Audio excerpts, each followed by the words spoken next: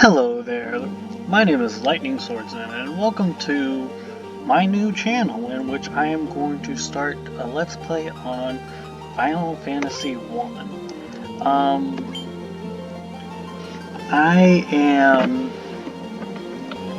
going to go ahead and start off with Final Fantasy 1 and hopefully, maybe eventually, make it down the line to the newest Final Fantasy, which is Final Fantasy 15, in which I just play through the story and do Let's Plays on them. Maybe eventually I'll also do some of the other side games that were sequels based off this mainline series, such as X-2, 13-2, Lightning Return, so on and so forth. At the very least, I plan on doing the second game. I actually don't have access to the Final Fantasy 3 yet, so that will be on hold until I can actually get a copy of that.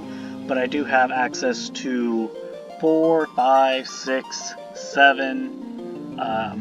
I can easily get 8 as it's on sale in Steam and Xbox, not Xbox, but PlayStation. And I have access to 9, 10, I actually have access to 10-2.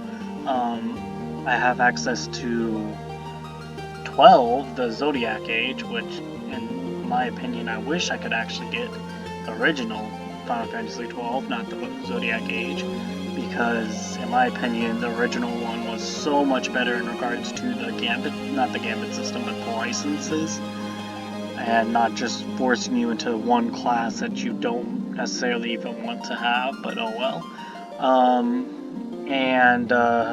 Then of course I have access to actually all 3 of the 13 games, but I've only kind of played the first one. And let's see, then I have access to 15. I do have an account for 14. Not sure if I want to actually play that on this channel.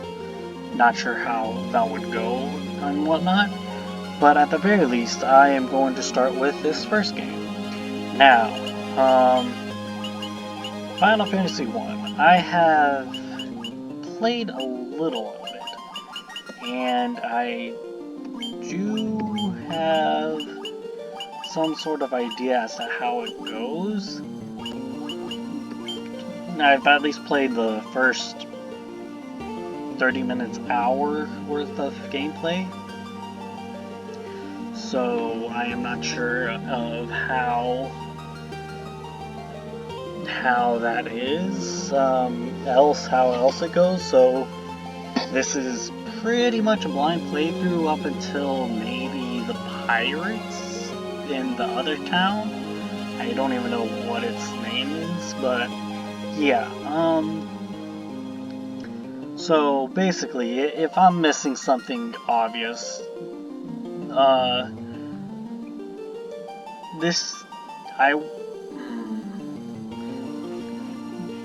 kind of want to experience it for myself, so please don't place it in the comments of this video. But if I don't place anything spoilery or whatnot in the comments of this video, unless if I ask for help. If I'm asking for help, then yes, please go ahead and let me know what I am asking for, but otherwise, please respect that this is a blind playthrough. I am not going to go ahead and do everything perfect on this try. Now, in my opinion, just based off of what I've seen, the 6 classes, I probably do want a warrior because they're probably going to be tanks in the party. Thief would probably be nice. I don't want a monk because I just don't want to deal with him. Red mage probably be easier to have white and black mage. So actually, these parties are going to be what I keep. I always have troubles with names, so let's just do, for him, Beast. Then let has, for the thief, let's do... Okay.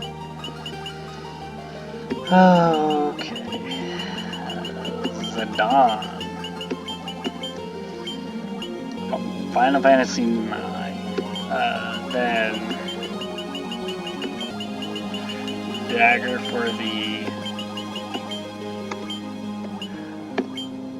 for the White Mage, and then of course Vivi.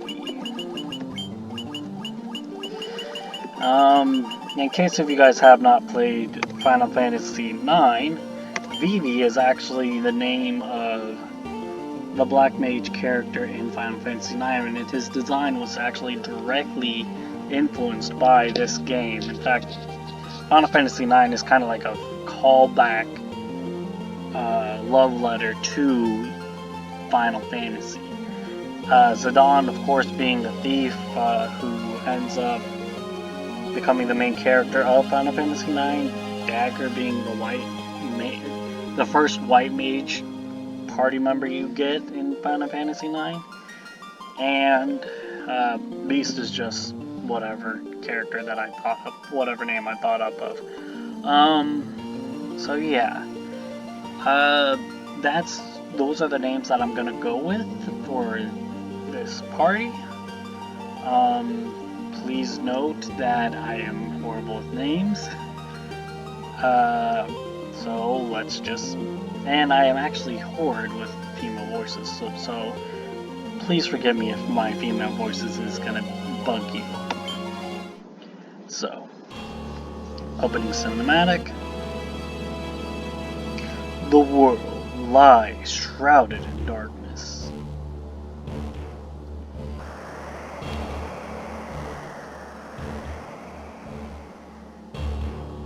The winds die.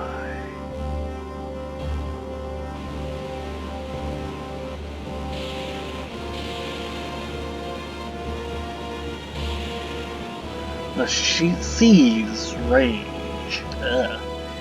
Nearly mispronounced that.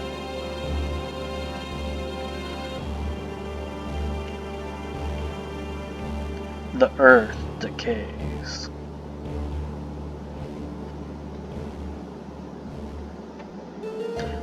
But the people believe in a prophecy and patiently await its fulfillment.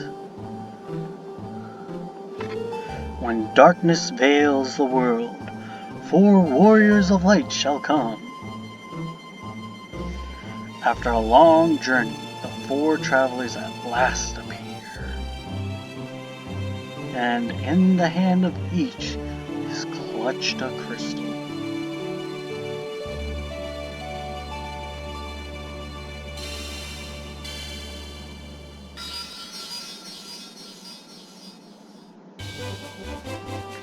So, that was the opening cinematic of the game. Generally, I will try my best to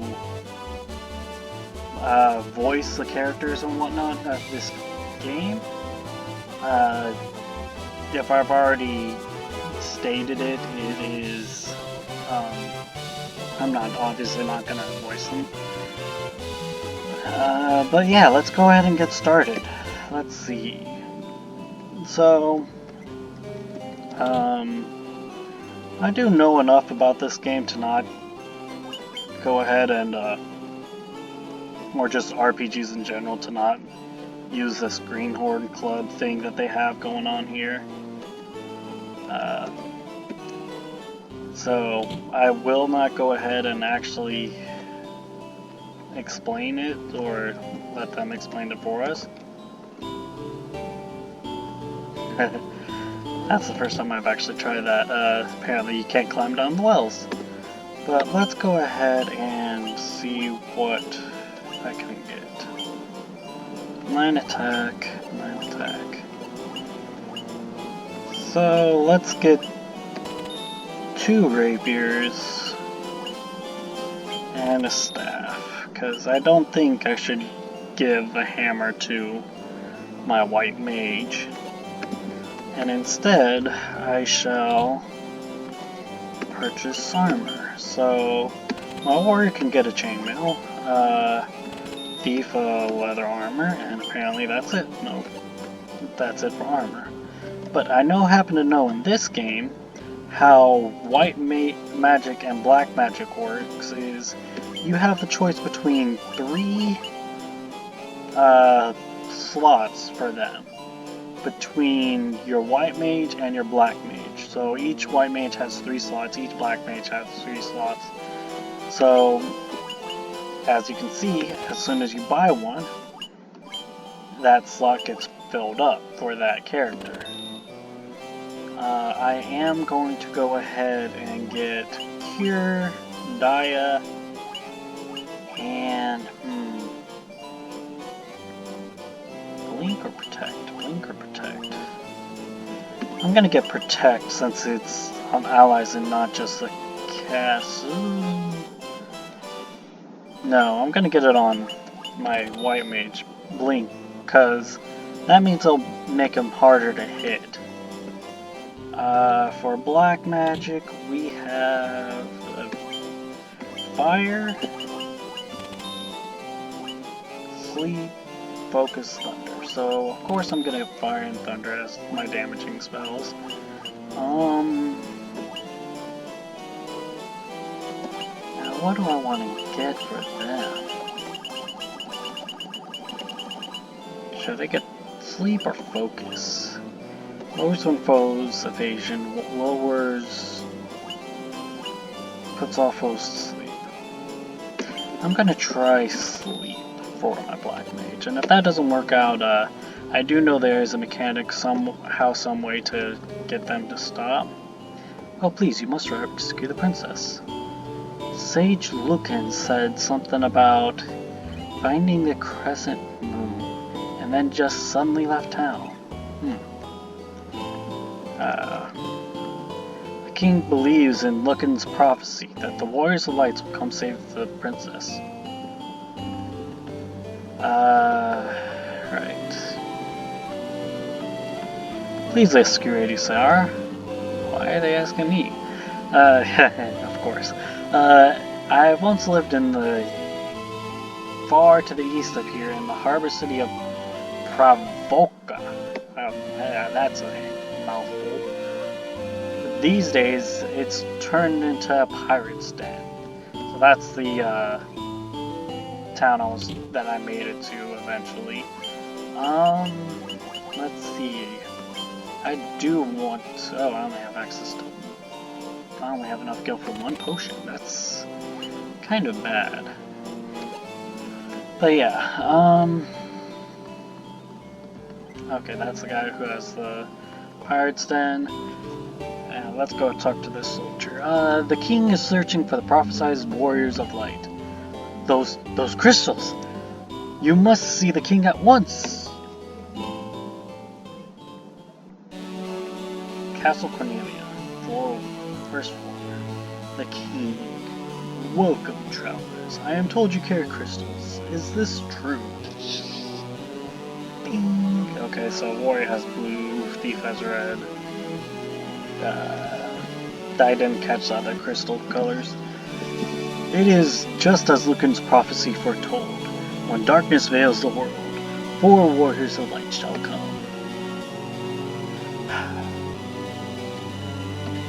The Chancellor says, Your Majesty, we cannot be certain that these are the warriors foretold by the prophecy. The King, yet they stand before us with the crystals. I cannot dismiss this as mere coincidence. Crystal bearers, there is a task I would ask of you. Will you go forth and rescue my daughter, Sarah? Garland, a knight once in His Majesty's service, has abducted Princess Sarah. I ask you for your aid in the name of His Majesty, the King of Cornelia. Garland has taken refuge in the Chaos Shrine, which lies to our north. Of course, we did attempt to save the princess ourselves, but Garland is the finest swordsman in the kingdom. We have none who can match him. I have heard that you wish to journey to the continent to our north. The bridge leading north was lost long ago, making passage impossible. If you can rescue Princess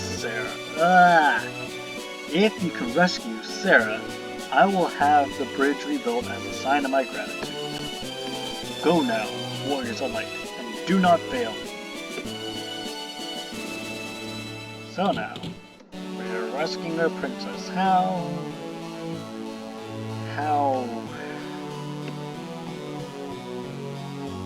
cliche, I guess?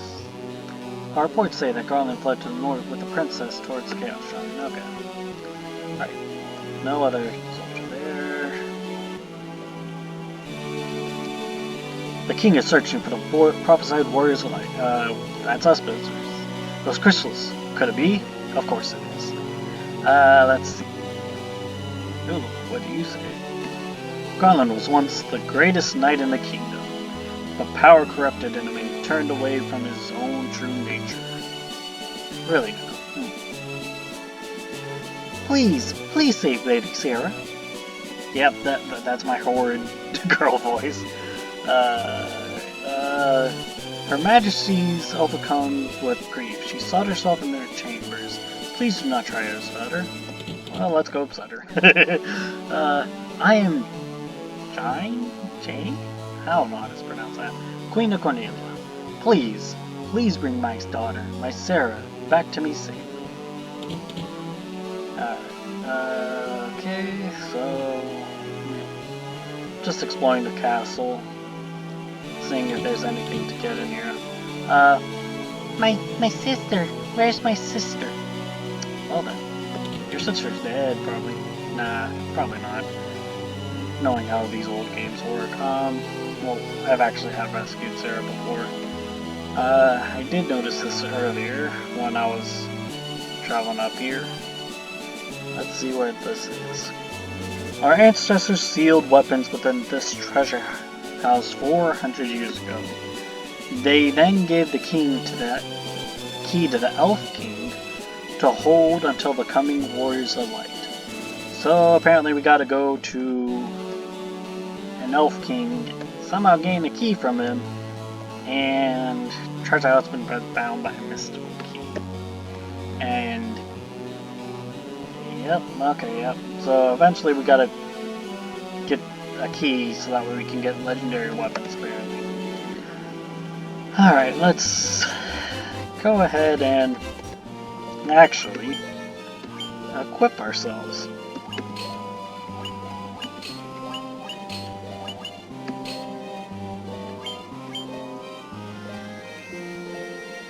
Well, staffs are probably better for them.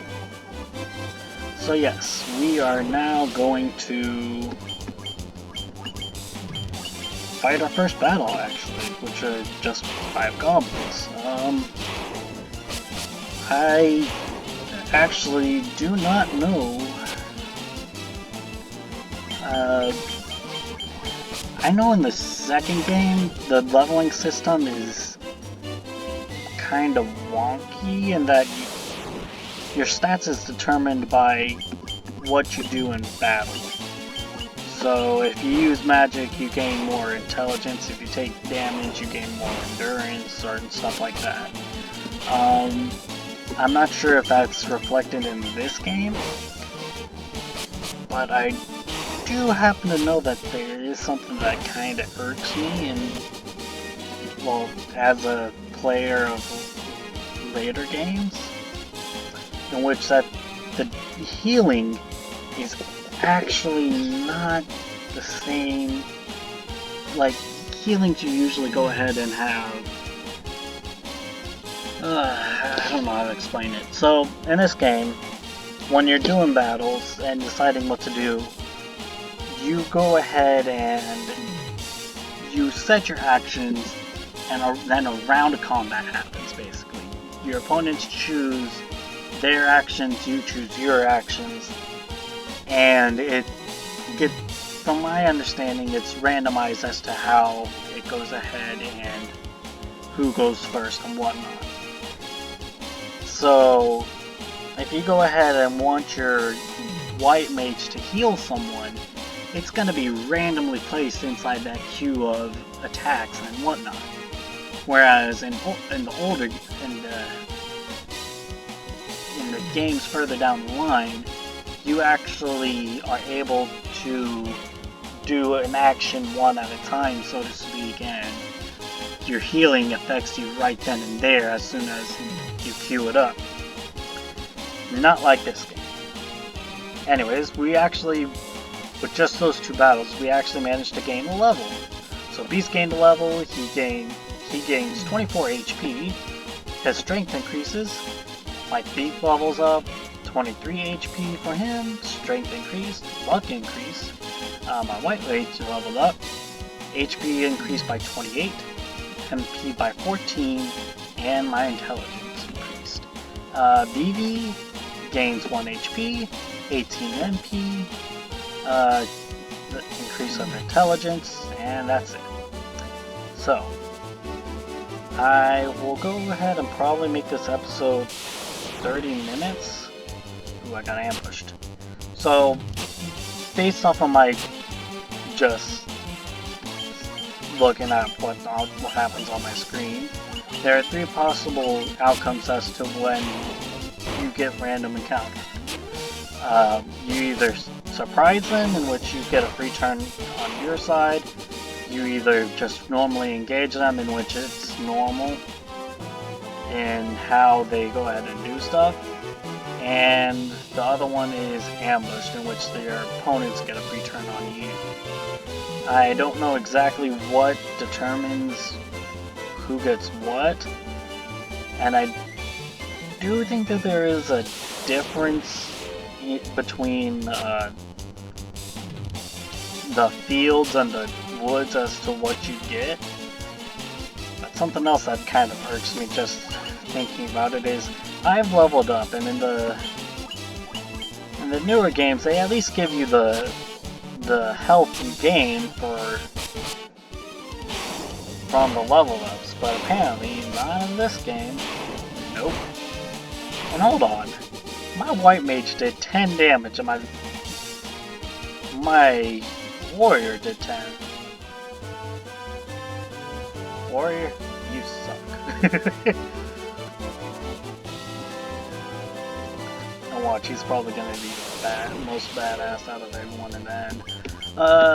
But yeah, at this point I'm just grinding some levels so that way when I manage to reach Garland, I am not basically up a creek without a paddle.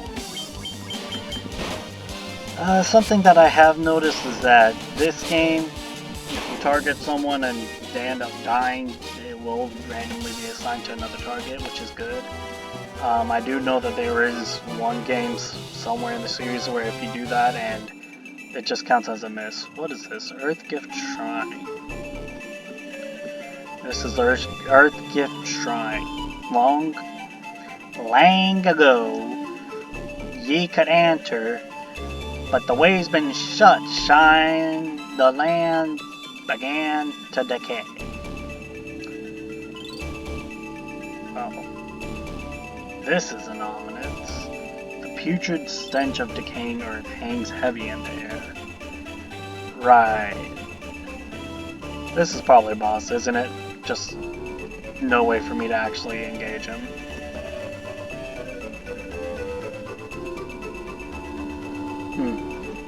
Yep, that's probably the case. I was wanting to see if I could actually have an encounter there, but apparently not. So I'm just gonna go ahead, get another level, hopefully, and afterwards I will go ahead and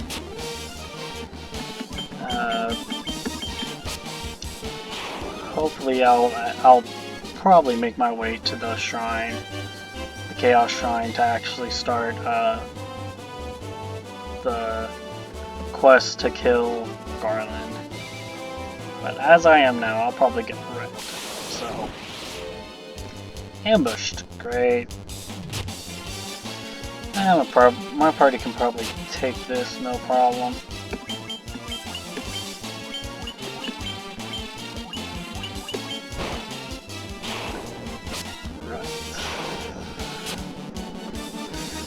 Isn't it funny how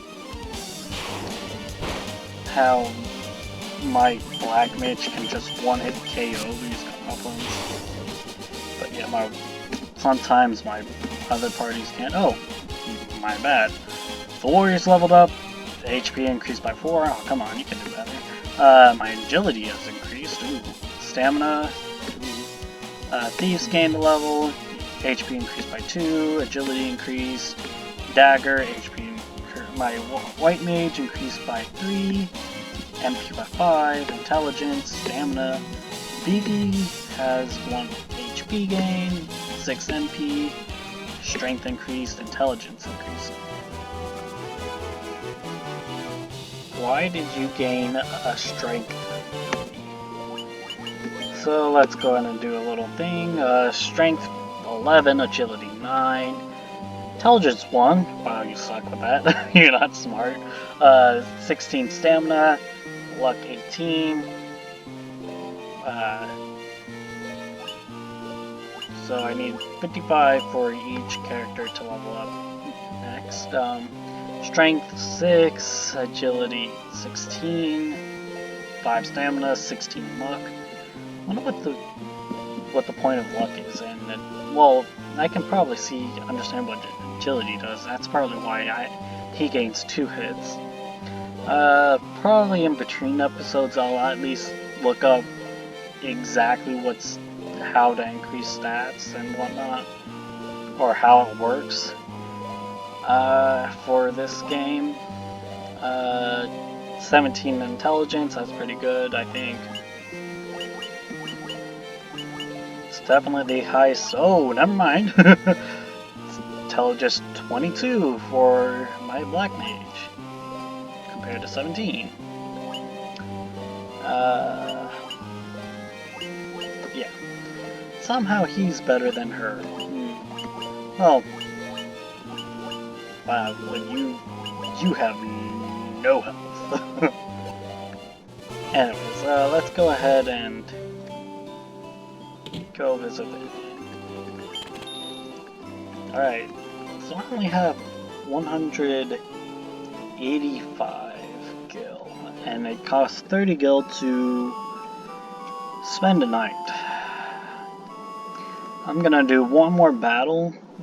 No. Apparently they like to dance. I'm gonna do one more battle to go ahead and gain more, just to get an idea as to how much gil I get. But yeah. See, he did 2 hits. Wow, I mean, you suck. Ooh, 23. Right. So 30 gil. That right there will cover a night in the inn. Oh, wow.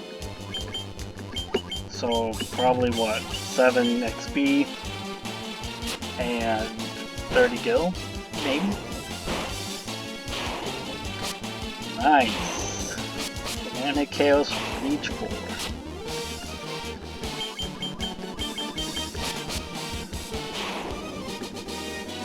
Yep, okay. That definitely goes in and counteracts what we got. So I am just going to... Ooh. Ooh. Miss. Well, my thief got him. Only 6 skill? Man, Wolf, you suck. Alright, let's go ahead and... Ugh. What the heck? So, main reason why I'm not going ahead and actually using my black mage to use magic attacks is because I actually want to save him. That's just my preference, I guess. I like to save my attacks until when they matter. So Garland's right there. So next episode I shall go ahead and probably explore this shrine and then fight Garland. I will see you up. Well, yeah. Yeah, that was my previous try to see what I should do for this game. So, in the next episode, I shall fight Garland, explore the shrine, and see if I can't get some of that. Well, see if I can't save Princess Sarah. I hope you guys liked the video, and hope you guys have a wonderful day.